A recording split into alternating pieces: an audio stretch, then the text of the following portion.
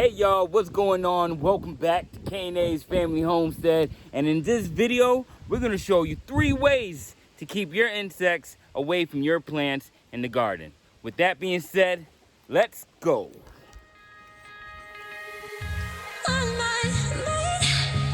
So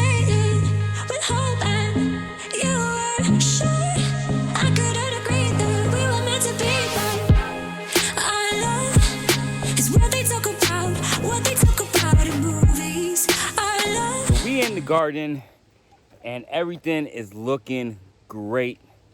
As far as these bugs and the insects, it's probably the worst thing that any gardener could have on their property.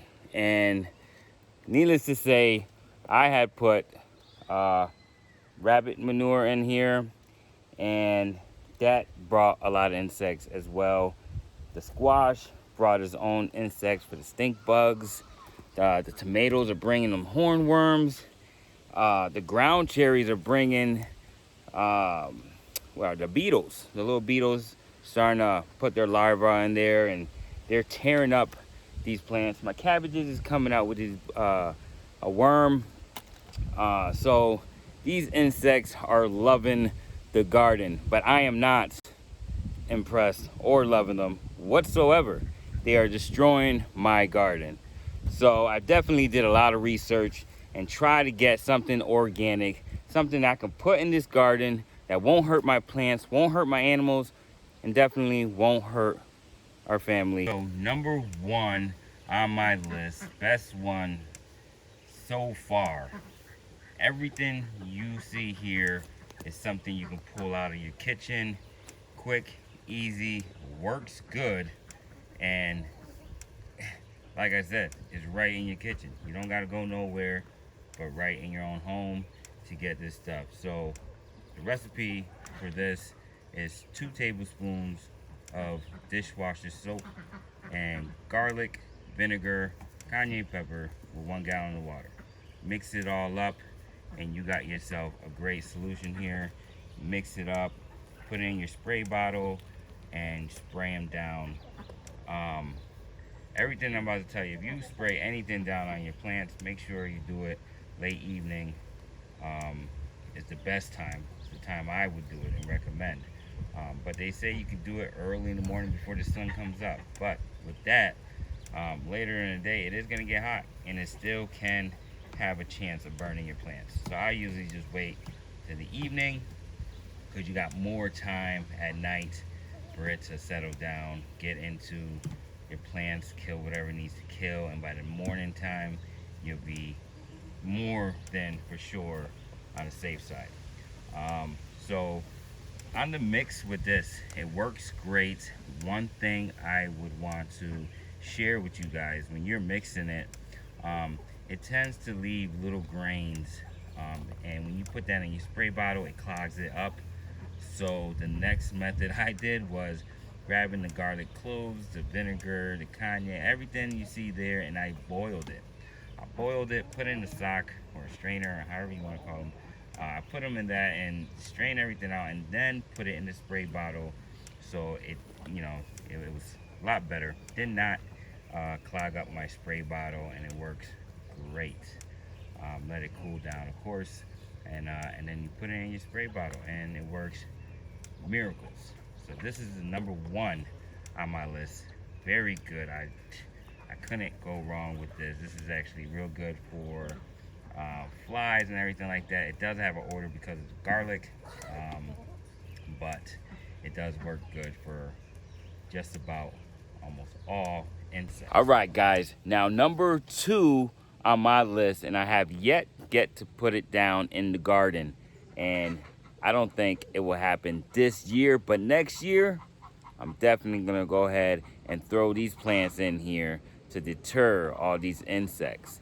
Okay, so now we're talking about garlic, radish, lavender plants, basil, sage, mint, marigolds, petunias, and so many other more things that you can throw in your garden to bring out the colors and different variety of vegetables. Mix it in with your plants, and it will definitely help you keep these insects away.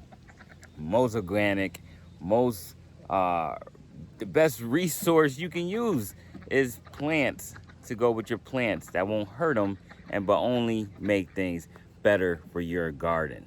That's number two, guys. You can't really get better than that.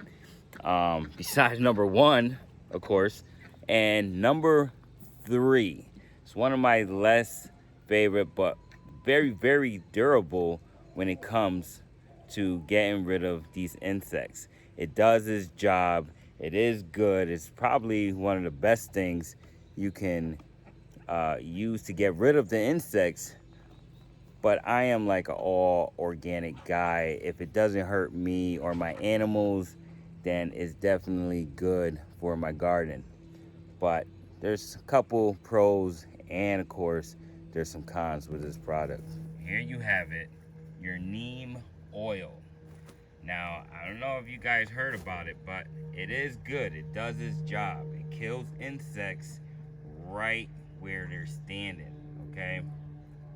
But the only thing, it kills all insects. So something like this, you don't want to spray it on your flowers, because your bees gets pollen from your flowers, and it will kill your bees, okay? Now, the things that I don't like about it, it does give you rash.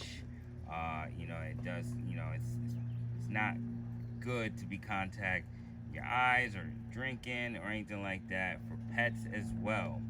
So things like that I get cautious of, because if you can't consume it, then it's not quite organic.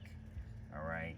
So like of everything, you can't have too much of something because it will harm you. But in this case, this is something, I bought and came in a bottle, and I read all the directions, and I'm telling you, I used it for my first time, and it killed all the bugs, all the insects, which is great. And the way I do it is I use this to kill majority all the bugs, and then I go back to my homemade insect repellent, and I stay with this throughout the season. When it gets bad and I get infested with bugs, ants, insects in general, neem oil is probably a good thing to go ahead and kill them all without getting into your flowers and stuff like that, of course, and keeping them gone, and that will just do the rest of the work. So that's my top 3 insect repellents, control, however you want to call it. That's what I'm using in the garden here to keep these plants beautiful, healthy, and yeah, hopefully I get a great harvest. And next year, hopefully I get a better harvest. Now, one thing I did forget to tell you with the neem oil, it helps you with the fungi, and it refreshes, replenish your plants as well. So it does, like I said, does have some good cons in it. But however, I like try to get straight organic. But with this, I've been getting a lot of bugs, a lot of insects eating the plants. They're hurting them bad.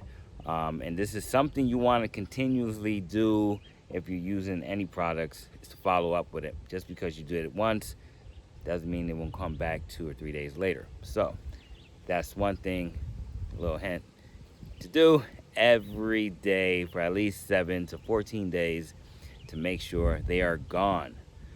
Guys, I hope this video was helpful.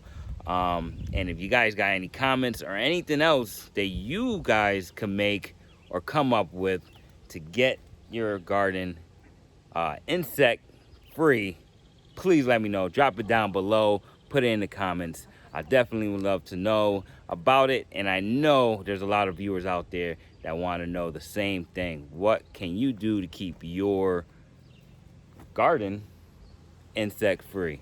All right, guys, with that being said, I will let this video go. God bless, take care, and I see you on the next video.